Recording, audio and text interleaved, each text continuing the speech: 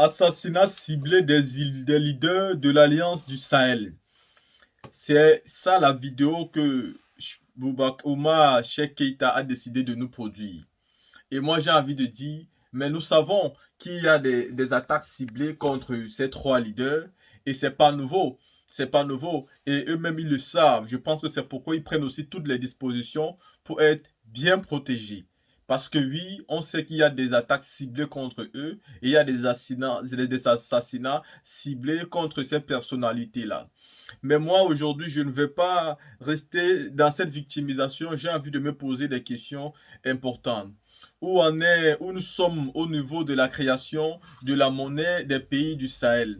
Oui, il faut qu'on en parle. Il faut qu'on sache exactement où est-ce situé aujourd'hui, c'est à quel niveau. Parce que c'est bien d'en parler tout le temps, de faire des bruits. Mais je pense que jusqu'ici, il n'y a rien de concret sur la question et moi, ça me cause exactement un véritable problème. Je pense que ces leaders-là doivent commencer à concrétiser des choses importantes. Je sais que ce n'est pas facile et les gens le diront et le disent même déjà assez. Ce n'est pas facile de créer sa propre monnaie. Ce n'est pas facile de pouvoir peser dans ce marché où il y a des tigres qui dominent dans les marchés. Ce n'est pas facile quand on constate comment il y a certaines monnaies sont en train de chuter aujourd'hui comme le dollar, comme l'euro. Beaucoup de monnaies chutent et même le franc CFA souvent qui perd sa stabilité parce que le franc CFA est lié à l'euro et à la puissance de la France. C'est vrai que ce n'est pas facile, mais je pense aussi que si les trois pays du Sahel aujourd'hui travaillent avec la Russie ou même la Chine sur la création d'une monnaie qui pourra les permettre d'échanger, je pense que ça sera bénéfique pour eux. Et peut-être, seulement peut-être, ils pourront attirer d'autres pays. Parce que je pense qu'il y a un manque de courage, un manque de volonté, un manque de détermination. Il suffit que les premiers pays s'engagent pour que d'autres pays suivent derrière. Moi, je me le dis sincèrement. Je pense que tant que nous continuons à utiliser ce franc CFA, nous n'avons pas encore mené un véritable combat. Parce que cette monnaie coloniale qui a été pensée par l'Allemagne et créée par la France, qui nous empêche de vivre tranquillement, ne peut continuer. Est-ce que vous pensez que c'est normal aujourd'hui quand on vous dit que 650 valent seulement 1 euro ou alors 550 valent seulement 1 dollar? Ce n'est pas normal. Aujourd'hui, même, je dirais, le naira nigérian pèse plus que le franc CFA. Le Ghana Cedis ghanéen pèse plus que le franc CFA. Je pense alors que, voilà, aujourd'hui, il faut vraiment finir avec cette question du franc CFA. Oui, on veut assassiner nos leaders. Oui, on veut les attaquer. Je pense que ça, ils le savent déjà. Ils savent très bien les risques qu'ils ont pris en, en suivant ce genre de combat. Ils savent très bien à quel danger ils s'exposent et je pense qu'ils sont mieux outillés pour se défendre. Nous ne pourrons que relier les informations, mais nous ne pouvons pas faire grand-chose. C'est eux qui sont mieux placés parce qu'ils ont tous les appareils de l'État, tous les moyens de l'État, toute la puissance de l'État pour s'auto-défendre eux-mêmes. Et donc je pense que voilà pourquoi ils se défendent très bien. Nous, nous devons continuer à parler et pour que le combat continue, nous devons toujours leur rappeler il faut sortir du franc CFA pour être véritablement libre. Tant que vous y êtes dans cette monnaie coloniale, pour moi, le combat n'a vraiment pas encore commencé. Parce qu'il faut sortir de cela et pour commencer à voir les conséquences ou les avantages et commencer déjà à lutter pour le combat. Parce que si tout n'est pas préparé maintenant, il faudra forcément le préparer une autre fois. Et je pense que le moment est venu pour ces pays de l'Alliance du Sahel de montrer le bon exemple. Et aussi pour nous rendre fiers parce que nous parlons tous les jours et je pense que nous avons besoin de quelque chose de concret aujourd'hui. Mais la team, écoutons ici Cheikh Oumar Keïta sur les assassinats ciblés contre les présidents de l'Alliance du Sahel. De pouvoir faire des choses que je ne peux pas faire avec celui-ci. Alors, comme je suis tellement habitué à celui-ci, j'ai pas envie de le laisser. Mais le téléphone, il est plus puissant que celui-ci parce qu'il m'offre plus d'options au niveau de YouTube. Hein? Bon, Facebook, c'est pas la peine là. Comme je sais qu'ils sont mauvais, par la grâce de Dieu, on utilise là où eux-mêmes ils auront tous les problèmes pour nous fatiguer, à pas nous interrompre, hein, par rapport à ce qui sont des Wi-Fi. Alors, le ministre des Affaires étrangères du Nigeria, j'ai pas dit du Niger, j'ai pas dit du Burkina, J'ai parlé du Mali. Je dis le ministre des Affaires étrangères du Nigeria. Mais avant de continuer, le Nigeria a subi ces derniers temps l'une des plus grandes attaques terroristes de toute son histoire. Après l'attaque de Chibok, eux, ils avaient enlevé des centaines de jeunes filles. Et puis, il y a eu d'autres attaques. Mais l'attaque qui s'est passée tout récemment, même l'État du Nigeria, même le gouvernement fédéral a peur de donner le chiffre exact. Pour le moment, les gens tournent autour de 160 morts et plus de 300 blessés. Mais c'est plus que ça. Et il y a des gens qui ont été terrorisés. Ce qu'on appelle le choc post-traumatique. Il y a des gens, ceux qui ont vécu les faits et qui se sont enterrés avec blessures, ils ne peuvent pas expliquer ce qu'ils ont vu. Choc post-traumatique. Ils ne peuvent pas. Ce qu'ils ont vécu, c'est au-delà de ce qu'ils pouvaient imaginer, eux, en tant qu'êtres humains. De la manière dont les gens ont été tués et massacrés. La haine, la méchanceté de l'homme.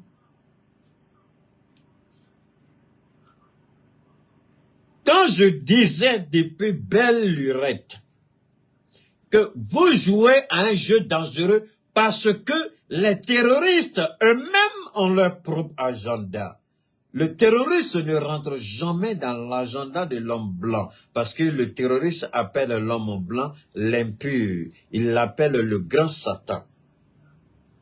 Ou bien, c'est pas comme ça que l'Iran appelle les États-Unis le grand Satan. C'est moi qui le dis. Je n'invente rien. Je ne fais que dire peut-être ce que vous n'avez pas entendu ou peut-être ce que vous n'avez pas fait attention. Mais les États-Unis sont appelés par les terroristes le grand Satan. Donc le petit Satan, c'est qui?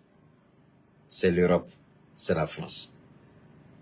Ce sont les vassaux occidentaux sur nos territoires.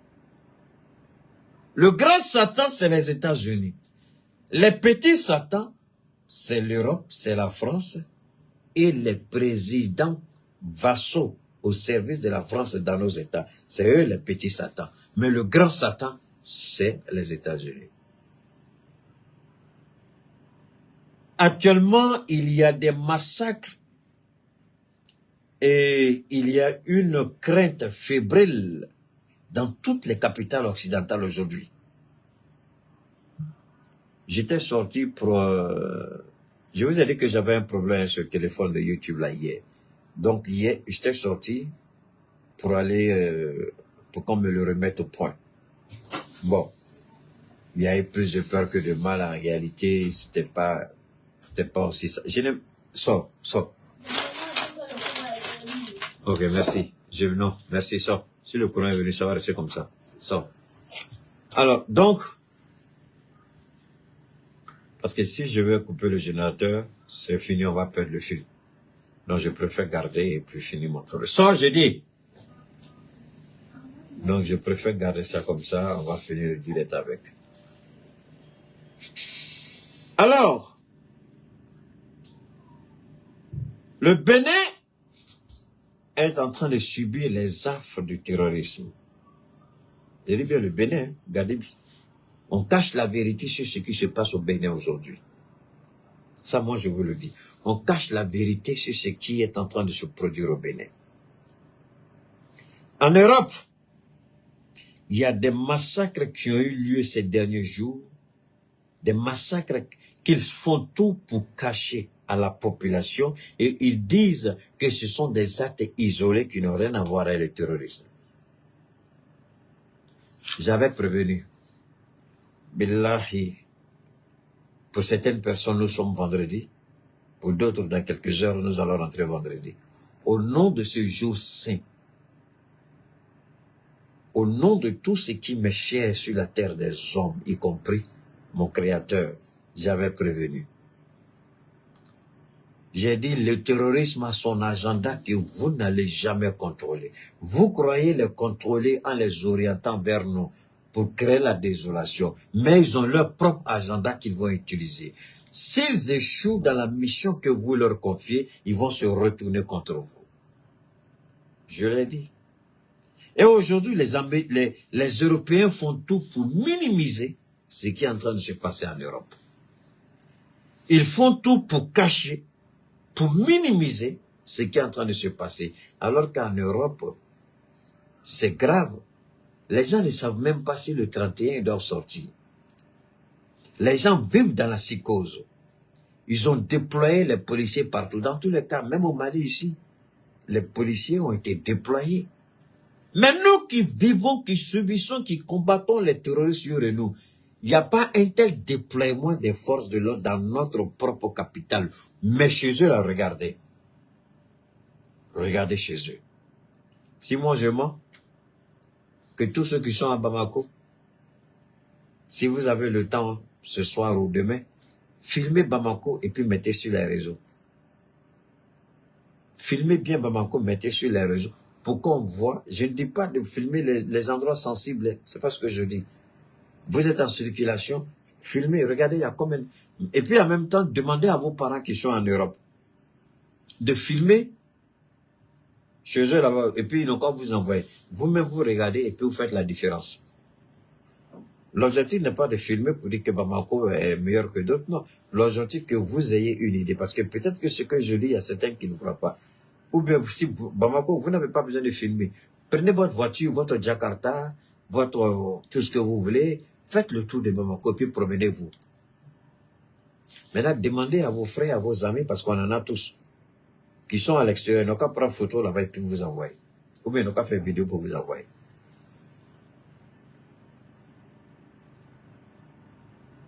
Dans le Nigeria, il y a eu plus de, moi je peux dire, au bas mot, il y a eu plus de 200 morts, une seule attaque au Nigeria, et je peux dire qu'il y a plus de 500 blessés. Mais vous connaissez, quand le Nigeria donne un chiffre officiel, il faut tripler le chiffre ou quadrupler le chiffre officiel. Si eux disent c'est 160, il faut dire au minimum c'est entre 300 et 400, sinon 500 personnes qui ont été tuées. Ça, c'est la stratégie du Nigeria. Il ne dit jamais la vérité sur les faits de Boko Haram. Mais posez-vous la question. Comment cela arrive alors que ils étaient bien paisibles et tous, ils dormaient bien dans leur salon feutré, dans leur salon climatisé, auprès de leurs femmes, ils buvaient bien leur champagne, leur liqueur, ils étaient contents, ils dansaient même sur les réseaux pour nous larguer, Alors aujourd'hui, regardez ce qui se passe au Nigeria et au Bénin. Je dis bien Nigeria et Bénin, je n'ai pas fini. Hier, je vous ai dit que la plupart de tous les conseillers ministres et la plupart de tous les conseillers français auprès de nos ministères, je vous ai dit que ce sont des agents double de la DGSE. Et je mets encore. C'est pourquoi souvent je dis, moi-même là, j'ai l'impression que Chris Yapin, il est devenu trop petit pour moi. Parce que moi-même, il y a des infos, je sors avec, je dis, il est trop petit pour comprendre ça. Je ne me moque pas de lui, hein. Mais les informations, moi-même, je sors là, je sais que lui, il ne peut pas. C'est-à-dire que ceux qui lui donnent les informations là, sa source là, ils ne peuvent pas. Les informations que moi je donne là, mais ils ne peuvent pas. Moi, je ne cache pas pour moi. Hein. Quand il fait c'est bon, je dis c'est bon. Mais à des moments, je dis petit, ça là, il faut laisser. Tu ne peux même pas rechercher, il faut laisser. Ça, c'est trop fort pour toi. Et ce que je suis en train de vous dire, c'est trop balèze. Chris Yapin, malgré qu'il parle bien, on l'aime bien. Mais ici, là, c'est trop balèze pour lui. Le Nigeria est en train de payer sa traîtrise. J'ai pas fini. Le Bénin est en train de payer sa traîtrise. J'ai pas fini. Donc, il y a eu des attaques simultanées.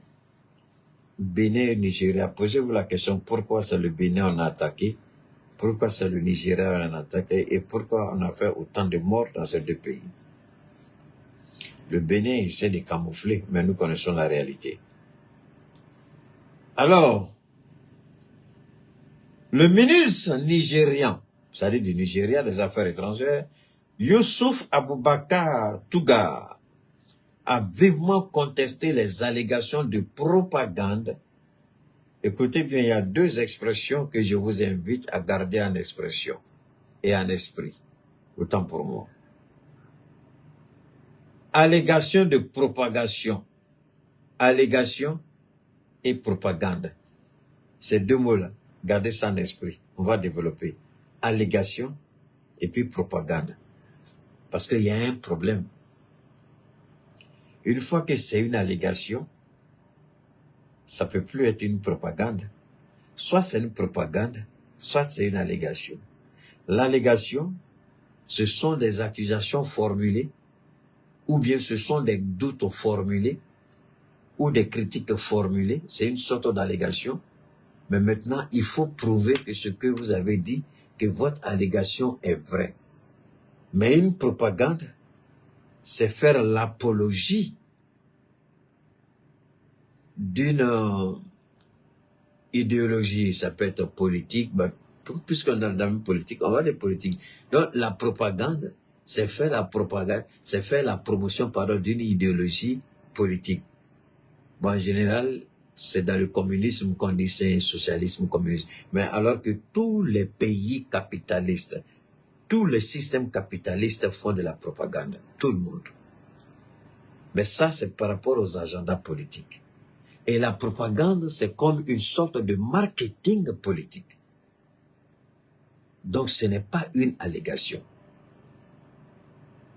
Mais le ministre, comme moi je vous dis, hein, les nominations de ministres c'est pourquoi, avec une connaissance, c'est pas la même chose. Avoir un diplôme et puis savoir ce qu'on dit, c'est pas la même chose.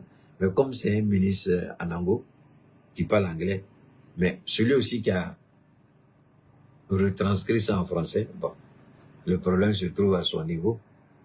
Donc on ne peut pas accuser tout le monde. Mais seulement quand ça arrive chez Keïta ici, là, Keïta prend son petit couteau et puis il va dépecer, et puis il va salada. Chacun va prendre pour lui dedans. On continue. Suggérant que la CEDEAO agit sous l'influence de la France dans sa gestion de crise post-coup d'État au Niger, dans une interview exclusive avec le Daily Trust au Nigeria, Tougar a souligné que les décisions prises par la CEDEAO ne sont pas dictées par des puissances étrangères, repoussant ainsi les insinuations de manipulation. Oh là là! Est-ce que je dois perdre mon temps ou bien perdre votre temps à parler de ça? Est-ce que la vérité ne s'impose-t-elle pas d'elle-même? Est-ce que nous n'avons pas vu la ministre à la sale gueule puante, on dirait WC, colonna ou colonisation là, au Nigeria? N'avons-nous pas vu la France elle-même dire qu'il faut un coup de force? Ce n'est pas la France qui sort toujours pour dire ce qu'il faut faire avant que la CEDEAO n'agisse. Est-ce que ça là est-ce que quand on est honnête, c'est pourquoi je dis, quand on est malhonnête là, quand on est malhonnête, la fin de notre vie devient pitoyable. Et quand vous regardez ces gens-là, vous dites c'est le président, enfin, c'est le ministre d'un État qui fait près de 300 millions de personnes et considéré comme la puissance, et la première ou la deuxième puissance économique africaine. Ça, c'est un ministre qui parle comme ça. Si les réseaux sociaux n'avaient pas mené le combat, l'opération militaire contre le Niger allait se tenir et allait avoir lieu. Parce que la France avait déjà commencé à envoyer matériel de guerre, munitions, tout ce dont ils auront besoin. La France, elle va financer. Il y a des cargaisons qui sont descendues en Côte d'Ivoire, au Sénégal, au Bénin. Il y en a qui ont été convoyés au Tchad. Il y en a qui sont même allés au Nigeria. On a vu le ministre des Affaires, le chef d'état-major des forces armées de la République fédérale du Nigeria a été aperçu à l'Élysée. Qu'est-ce que lui, il peut nous dire à ce niveau? C'est pourquoi je dis que le fameux centre dont parle Abdoulaye Diop, je n'ai rien contre lui, mais moi, je ne parle que de communication. Je ne parle pas de son truc. Hein. Il fait beaucoup d'activités. Hein. Moi, je ne parle que de la communication, ce que je connais. Normalement, son fameux centre qu'il dit qu'il veut créer là, il doit mettre des hommes, c'est-à-dire c'est un centre d'éveil, où toutes les déclarations, où toutes comment on appelle ça, euh, où toutes les interventions des presse écrites de ceci, dans ce centre-là, il y aura un centre de tri. Et il y a des sujets sur lesquels il faut répondre. Donc déjà, dans la structure qu'il veut créer, je ne sais même pas s'il a créé, je ne sais même pas s'ils ont une idée de ce qu'ils veulent faire, je n'en sais rien, je n'ai pas demandé. Mais voilà comment moi je vois la réponse à la guerre informationnelle. Voilà comment je vois la réponse. La première réponse, quand vous créez votre centre stratégique, vous créez un centre de tri. Eux, leur rôle n'est que de consulter la presse étrangère, les télévisions, les déclarations des ministres, les propos sur les radios, sur les télévisions, et ils font le tri. Et il y a une autre équipe qui regarde les sujets pertinents et qui les transmet à une rédaction. Maintenant, eux, ils vont faire des débats dessus. Et les débats peuvent se faire au niveau des 3 pays, simultanément, comme on le voit en Europe. Simultanément, le même débat est fait au Niger, le même débat est fait au Burkina, le même débat est fait au Mali, à travers nos télévisions nationales. Créer un plateau à cet effet, avec un décor extraordinaire, avec un décor excellent, avec un très bon journaliste. Donc, le centre, dans le centre, il y a 3 niveaux. Le centre, d'abord le centre d'écoute, ceux qui écoutent, qui lisent. Et puis, il y a le centre de tri, ceux qui trouvent que voilà ce qu'il faut pour en discuter. Et puis maintenant, le 3e élément, ce sont les débats qui seront organisés pour apporter maintenant la contre-attaque, la contre-vérité, pour rectifier le mensonge qui a été, qui est en train d'être véhiculé sur n'est-ce pas, un peu partout. Voilà comment je vois le système d'Abdoulaye Diop. Bon, ils en ont parlé. Quelle est l'idée? Comment ça va fonctionner? Je ne sais même pas. Avec qui vont travailler? Je ne sais même pas. Mais moi, je dis, il n'y a pas un gouvernement au monde qui va mettre un tel système en place. Et puis pour dire qu'il ne contrôlera pas sa politique et dire qu'il ne va pas gagner la guerre de la communication et dire qu'il ne maîtrise pas. Parce que ce que je vous dis, ce que je propose au ministre, c'est ce que moi-même je fais. J'écoute, je trie, et puis je choisis ce que je dois discuter avec vous. Et quand je le fais, très peu, je ne dirais pas à 100%, mais je peux au moins 99 à 95 à 99 personnes, vous êtes tous au moins unanimes sur ce que je dis. Donc si moi je le fais à mon niveau, pourquoi les gouvernements là ne peuvent pas faire à leur niveau? Donc le ministre dit que le Nigeria n'est pas manipulé par la France, mais ce qui est absolument faux. Ce qui est absolument faux. Qui était prêt à faire la guerre au Niger? C'était le Nigeria. Qui a déconseillé au président du Nigeria de ne pas s'engager dans cette aventure? Ce sont les gouverneurs du Nord, les populations du Nord et les sénateurs qui lui ont dit « on ne peut pas t'accompagner dans cette situation ». Donc lui, il sait mieux que quiconque, et le Nigeria ment. Le Nigeria travaille pour la CEDEAO et pour la France au sein de la CEDEAO. S'ils disent qu'ils ne sont pas d'accord, Tinubu est-il stupide, est-il bête? Parce qu'aujourd'hui, il y a un autre élément que j'ai oublié. Aujourd'hui, l'économie du Nigeria est sur le bord de l'implosion, pour ne pas dire l'explosion. Aujourd'hui, l'économie du Nigeria est plombée. L'économie du Nigeria aujourd'hui a la tête dans l'eau. Et l'économie du Nigeria est en train de se noyer. Laissez-moi et puis appeler. L'économie du Nigeria aujourd'hui est dans tous les problèmes. Et qui est à l'origine? C'est Tinubu. L'économie du Nigeria aujourd'hui est en train de plomber. Je le dis, je le confirme.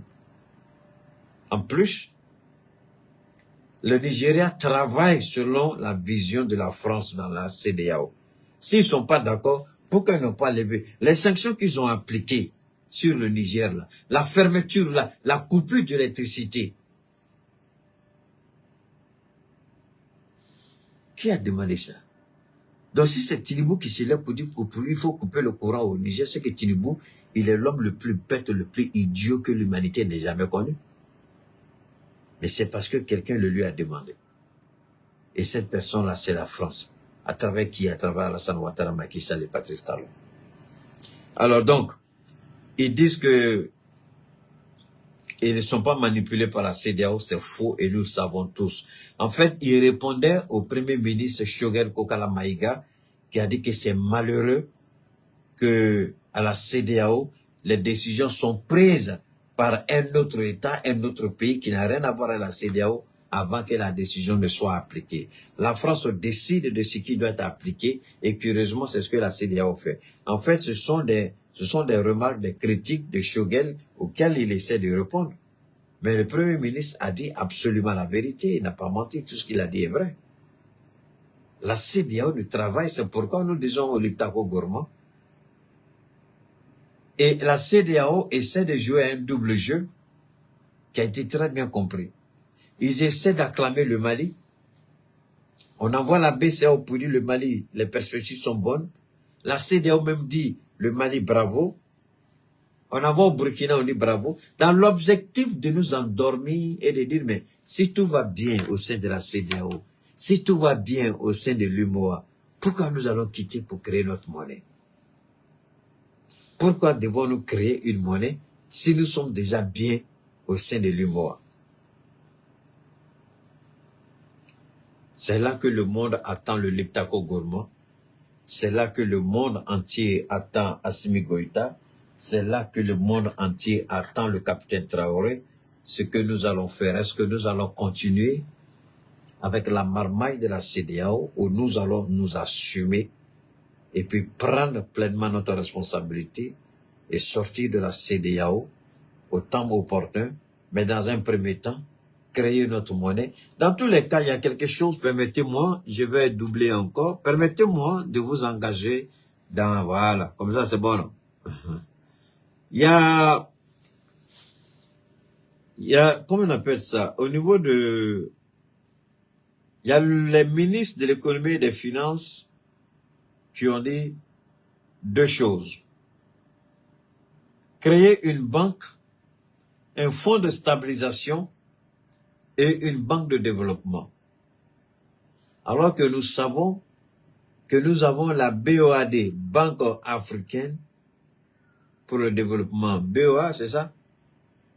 Banque de l'Afrique de l'Ouest, une banque, quelque chose comme ça. Et puis nous avons la BAD, la Banque africaine de développement. Nous avons Coris Bank. Nous avons toutes ces multitudes de banques dans nos États. Nous avons BNDA qui est une banque malienne. Nous avons, je ne sais pas si ça existe toujours en Côte d'Ivoire, BCC, SGBCI. Au Mali, ici, c'est Coris Bank, c'est UBA. UBA, ça c'est pour les Anglais, c'est pour les Nigérians. Et puis Coris Bank, je crois que ça c'est pour un Burkinabé. Bon. Est-ce que ça, ce sont nos banques? Ce sont des banques qui travaillent avec la BCAO. Maintenant, la question que nous on se pose, quand le Mali, le Burkina, le Niger dit il faut créer une banque de développement et mettre en place un fonds de stabilisation pour le Liptako Gourmand. Est-ce que c'est avec le CFA ou bien c'est avec notre propre monnaie? Que chacun réfléchisse. Beaucoup diront Keïta, on veut que tu nous donnes la réponse. Mais souvent, il est bon aussi que chacun aussi creuse sa matière grise pour trouver sa propre réponse. Donc, le fonds de stabilisation aura pour objectif de soutenir. Je vous ai fait la démonstration la dernière fois par rapport à la réserve fédérale aux États-Unis, avec Barack Obama. Quand il y a eu cette grande crise, la réserve fédérale a injecté à la demande de la Maison-Blanche de la liquidité dans les banques pour éviter que les banques rentrent en faillite. Parce que si vous voulez détruire l'économie, cassez les banques. Si vous cassez les banques, l'économie du pays, c'est fini. Et Barack Obama a vu que les banques ont commencé à prendre un coup. Il dit non, ça ne peut pas continuer. il faut injecter. Ils ont injecté suffisamment de milliards, des milliards, des milliards de dollars dans les banques américaines pour freiner la saignée. C'est ce que la Chine fait. C'est ce que la Russie fait. Maintenant, les banques commerciales qui sont au Mali, quand au niveau de la BCAO, quand le gouverneur dit fermer les robinets sont fermés. Et ce qui a énervé le général Tchani, pourquoi il a arrêté le gouverneur de la BCAO du Niger, il avait exprès dit au monsieur, parce que jusque-là, les gens tournent, on ne dit pas la vérité, on dit une première fois, il avait été arrêté, il a été libéré. Mais la deuxième fois, le général est très énervé. Il dit qu'il ne comprend pas comment le peuple du Niger est en train de subir une telle frustration. Et le gouverneur de la BCAO nationale, au niveau du Niger, se permet de suivre les ordres de la BCAO centrale à Dakar. C'est ce qu'ils ont fait au Mali. Donc il y avait un choix. Soit le gouverneur décide d'accompagner le Niger en disant non aux sanctions, soit il cautionne les sanctions de la CEDEAO et il assume les conséquences. C'est ce qu'il a fait. Il a assumé. Il croit que la CEDEAO est tellement forte que le général ne peut rien faire.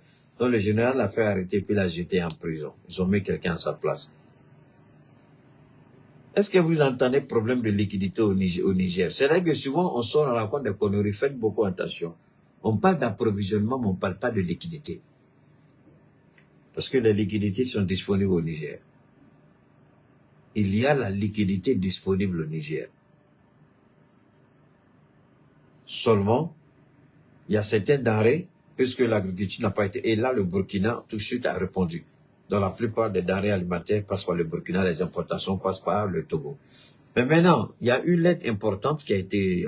avant la lettre, attendez, je vais voir. Par avis, bon, je vais vous épargner tout ça. Du 27 décembre 2023, le port autonome de Cotonou informe l'opinion de la levée de la mesure relative à la suspension au port de Cotonou des importations de marchandises à destination du Niger. Ça, c'est Cotonou. Cependant, la Chambre de commerce et d'industrie du Niger rappelle aux opérateurs économiques. Maintenant, c'est Keïta qui parle. Donc, ouvrez bien les oreilles. Ce n'est pas la Chambre de commerce et des choses du Niger qui parle. Hein. Parce que si vous avez entendu Keïta, tout ce que vous allez entendre ici, c'est ce que Keïta a toujours souhaité, c'est ce que Keïta a voulu. Donc, Keïta se joint à la Chambre de commerce et d'industrie du Mali et du Niger, pardon, pour produire ce communiqué. Cependant, la Chambre de commerce et d'industrie du Niger et Keïta rappelle aux opérateurs économiques que les sanctions illégales, injustes et indignes de la CEDEAO demeurent. Notamment celles relatives à la fermeture des frontières avec pour objectif le blocage des transactions commerciales avec notre pays. Pour ce faire, la Chambre de commerce et d'industrie du Niger invite les opérateurs économiques à continuer à utiliser les ports et les corridors qui ont permis de desservir notre pays depuis les événements du 26 juillet 2023. N'est-ce pas le conseil que j'avais donné? Quand j'ai entendu Patrice Talon avec sa gueule qui croit qu'il peut manipuler. J'ai dit, peuple du Niger, si vous vous avisez à retourner au port de Cotonou, vous allez regretter cela. Et Dieu merci, la Chambre du commerce, contrairement à la Chambre de commerce du Mali, qui, à la levée des sanctions de la CEDEAO, a fait une tournée dans les deux ports, Dakar et Abidjan, pour voir comment relancer la coopération. Je me rappelle ce jour-là, je suis sorti. Je me suis tellement indigné que le président de la Chambre de commerce du Mali, de Dakar, m'a appelé. Je crois que c'est son chargé de mission, chargé de communication, qui lui a donné mon numéro. Donc il m'a appelé. Il m'a appelé. On a fait presque 1h30 au téléphone. J'ai dit, moi je ne comprends pas. Vous étiez là quand la Côte d'Ivoire était à temps d'étrangler le Mali. quand Dakar était une marchandise, vous étiez là. Alors, je ne comprends pas votre démarche, moi, elle me surprend. Il dit non, lui, en tant que, lui, son rôle, c'est là qu'il est rentré dans tous les tralala que vous connaissez. Son rôle consiste à quoi faire? Son rôle n'est pas de prendre les décisions. Il s'agit de l'exécutif. Lui fait tout pour créer les conditions, blablabla. C'est à l'exécutif de prendre les décisions. On est resté au téléphone pendant près de 1h30. J'ai dit merci pour la considération. On a raccroché. Après, j'ai dit, et Dieu merci, juste après lui, le président des transitaires du Mali est sorti. Il a fait un communiqué. Il dit, il demande à tous les transitaires du Mali de ne plus jamais passer ni par Abidjan ni par Dakar, mais de se concentrer sur la Guinée. Les importateurs, c'est la même chose, on leur a dit. Ceux qui veulent continuer à aller à Abidjan, c'est leur choix. On n'empêche personne. Mais s'il y a quoi que ce soit, vos camions sont bloqués, attaqués, brûlés, l'État du Mali n'interviendra pas. Vous prenez vos risques, vous assumez vos risques jusqu'au bout. Et aujourd'hui, quand je vois le communiqué de la Chambre de commerce du Niger, je ne peux qu'être un homme heureux parce que c'est ce que je dis. J'ai dit, bannissons le port de Cotonou. Patrice Talon croit que c'est aussi facile. Il croit que c'est ça la politique. Il peut s'attaquer à nous, demain venir avec un double langage, nous marmailler, et puis on va courir après lui. Mais est-ce qu'il sait ce qui se joue, ce monsieur-là? Est-ce qu'il sait ce qui est en danger? Est-ce qu'il sait ce qui est en cause? Alors, beaucoup de choses se préparent contre le Mali, contre le Niger. Je vais descendre maintenant, j'espère que vous avez suffisamment vu. Voilà. Ça, c'est la boisson énergisante de tous les bonbons. N'est-ce pas? Tous les bonbons de Fatoumata Batouli-Niang. Donc, voilà, c'est de ça qu'il s'agit. Si vous avez vos mariages, vos baptêmes, vous avez toutes sortes de cérémonies, vous avez votre petit frigo dans votre bureau, vous demandez, vous achetez juste le petit carton, il y en a 24 dedans. Et puis, il y a plusieurs parfums. Ça, c'est le goût citron, ça, c'est le goût café, et puis ça, c'est le premium. Donc, vous utilisez celui qui vous sied le mieux pour recevoir vos invités avec pendant vos mariages, vos baptêmes et toute autre forme de cérémonie. Il y a le thé aussi, tous les bonbons aussi. Je crois que ceux qui sont à Caille auront suffisamment de boissons, beaucoup de thé, beaucoup de souvenirs à faire revenir de Caille. Alors, ce qui se passe aujourd'hui, je vais donner ma part de vérité. Il ne s'agira pas de parler du Maroc. Je m'en fous du Maroc. Je n'ai jamais fait confiance au Maroc. Je ne ferai jamais confiance au Maroc. Il appartient à Assimi Goïta de s'allier d'amitié avec le roi du Maroc. Mais monsieur le président Assimi Goïta, il y a quelque chose peut-être que vous ne savez pas. Il y a une enquête de la DGSE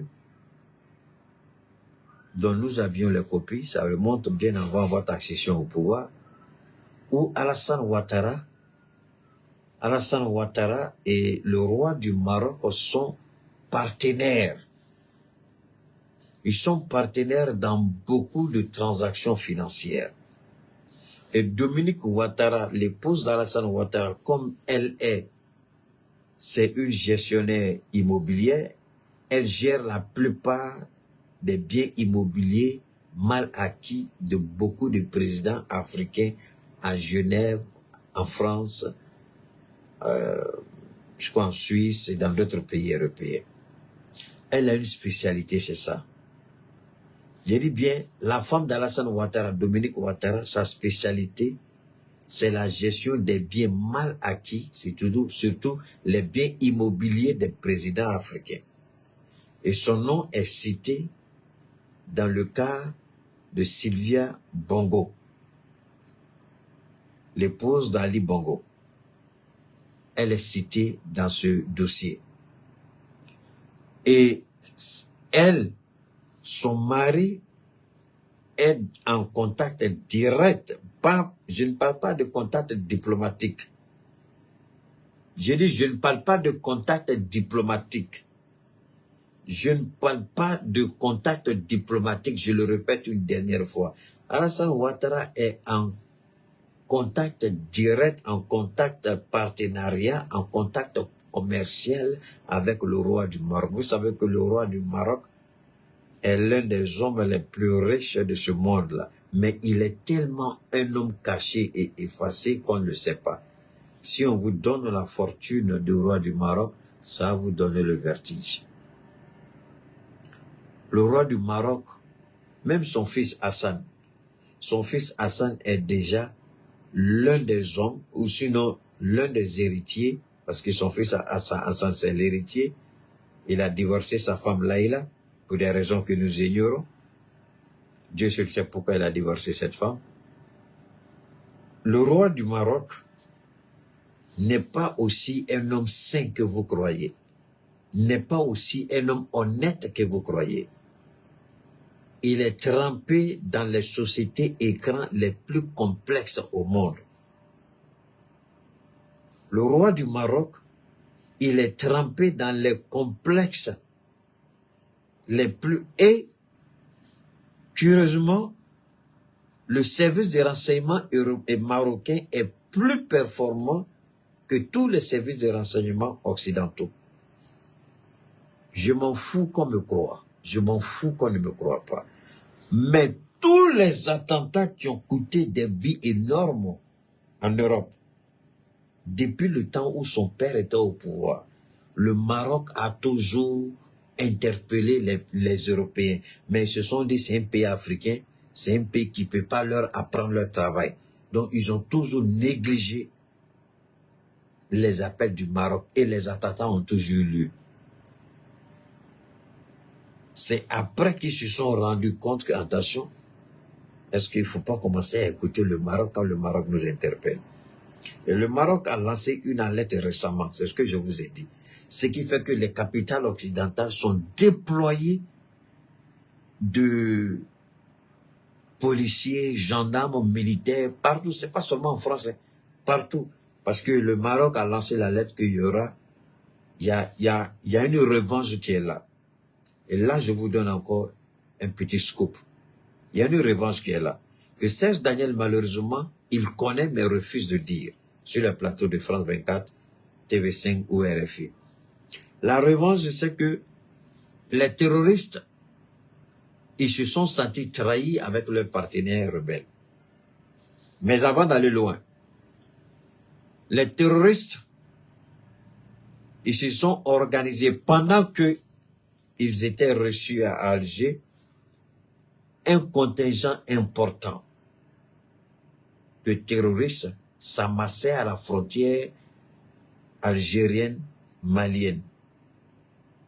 Donc, un important contingent, un important attroupement de terroristes. On a parlé de 200, 300 motos pick-up. Ils s'attroupaient à la frontière entre l'Algérie et le Mali. Mais quand on vous dit qu'on a le satellite là, vous croyez que ça sert à quoi? Je vous ai dit que le satellite sert à faire le balayage.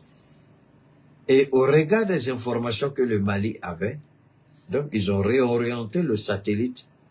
Parce que le satellite, il y a des images qui peuvent, c'est pas parce que c'est un satellite, hein, il y a des images qui peuvent échapper au satellite. Donc, on demande au satellite de faire un autre rebalayage. Le satellite fait un autre rebalayage et le satellite découvre effectivement un important attroupement d'hommes en moto, en armes et pas chose. Donc, automatiquement, aucun soldat n'a été déployé sur le terrain. C'est là que vous vous rendez compte que la stratégie de la guerre au Mali a changé. Le Mali n'envoie plus ses soldats comme ça sur le terrain. Le Burkina, idem. On les envoie selon le système américain. Quand les Américains font des frappes de drones ou des frappes d'avions, c'est quelque temps après qu'on envoie les forces spéciales sur le terrain pour neutraliser tous les survivants. Et s'il y a des documents à saisir, saisir les documents.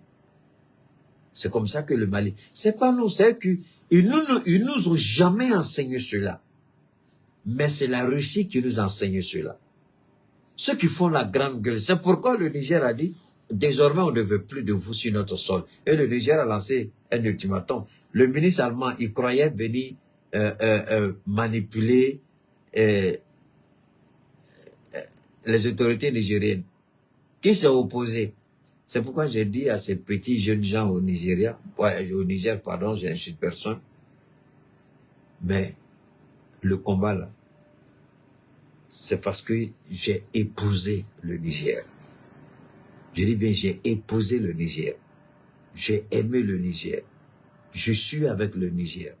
Le Niger est dans mes veines comme le Mali résonne dans mon corps, dans mon sang, dans mon cœur, dans mes veines. Idem pour le Burkina. J'ai épousé le Burkina, j'ai aimé le Burkina et le Burkina vit en moi.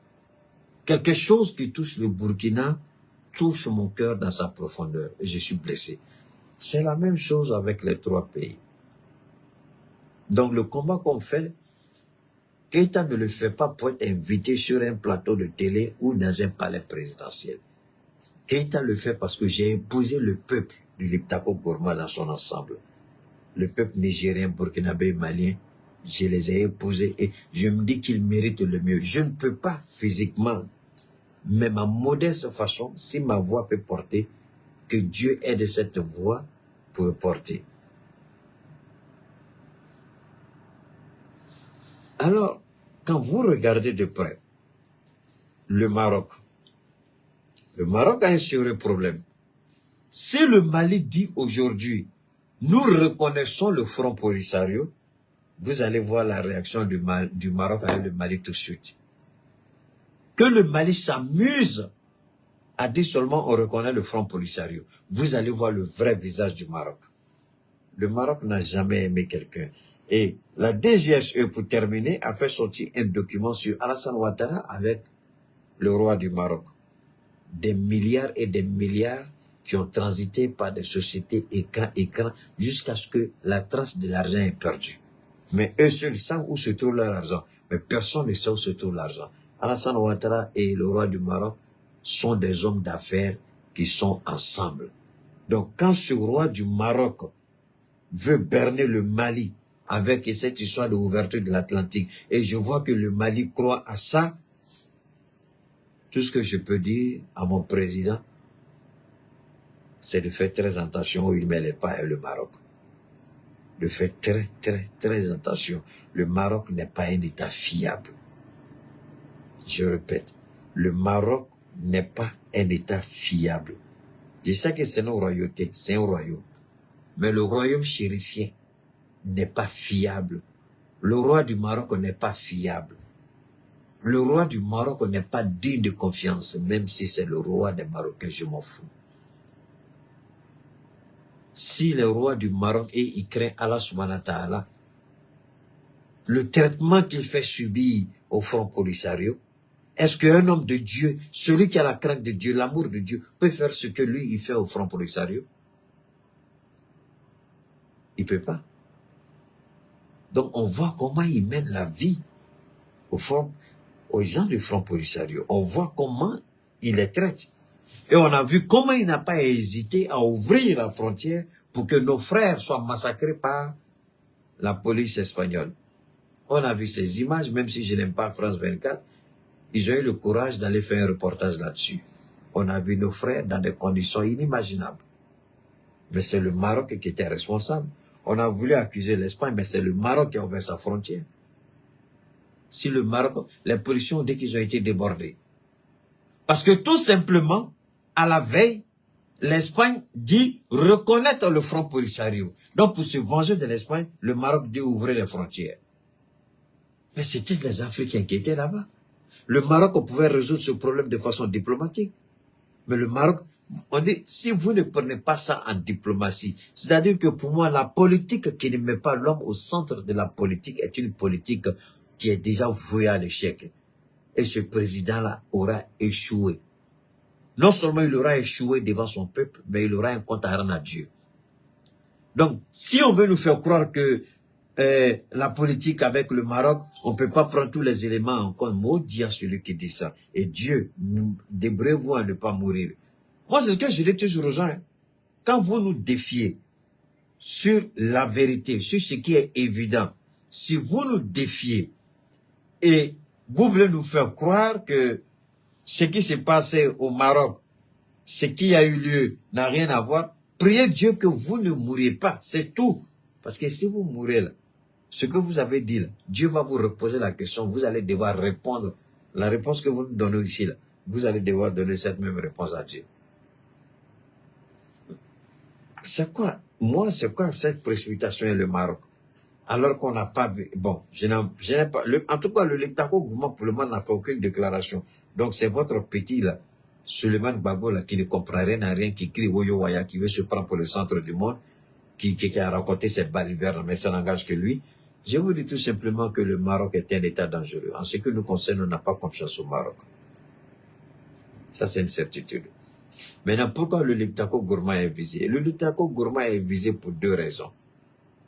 La première raison, pour la sécurité qui sera établie et faire de l'Utako Gourma un marché commun, un marché d'opportunité, un marché de prospérité, de réussite, où chacun pourra se développer. Deuxièmement, empêcher le Liptako Gourma de produire sa propre monnaie. Je parlais tout à l'heure de la banque. Donc, on a cru utiliser Jean-Claude Brou au Burkina et au Mali. On envoie Jean-Claude Brou pour faire la diversion, pour connaître la pensée. Jean-Claude Brou n'est pas venu. Est-ce que vous avez vu quand Jean-Claude Brou est venu? Il n'avait même pas salué que quand un banquier se déplace dans un pays, quand le Fonds monétaire international vient, par exemple, dans un pays, on a vu tout récemment, le Fonds monétaire international était en Côte d'Ivoire. Ils avaient des propositions dans leur valise. Et quand ils sont allés, quand ils ont discuté avec les autorités ivoiriennes, ils ont dit, voilà notre proposition. Parce que la Côte d'Ivoire était dans le besoin. Et il y a eu une négociation au préalable. Donc, ils étaient venus pour peaufiner la négociation. Ils avaient quelque chose dans leur sacoche, ils ont sorti. La Côte d'Ivoire ne voulait pas, mais finalement, la Côte d'Ivoire était obligée d'accepter. Et c'est quand la Côte d'Ivoire a accepté que l'ordre a été donné de leur donner 300 milliards de francs CFA. Vous avez tous entendu ça? Mais alors, quelle négociation il y a eu à la BCAO entre le Mali, le Burkina et puis la BCAO? Aucune. Mais Jean-Claude Brou se lève dans sa valise, aucune proposition. Rien. Mais il vient juste pour raconter sa petite vie de misère et minérable, parce que Ouattara et Macron, qui sont dans la peur la plus totale, ils ont diarrhée, ils ont coco. Ouattara a coco, Macron a coco, tous les deux posent couche. Je m'en fous. C'est des vieilles personnes qui ne se respectent pas. Et quand tu ne te respectes pas, moi je te descends. Si tu te respectes, ils ne sont pas les seuls présidents âgés au monde. Vladimir Poutine est un président âgé que je respecte. Même si je n'aime pas la tête de Joe Biden, il est plus âgé que tous les deux, je le respecte.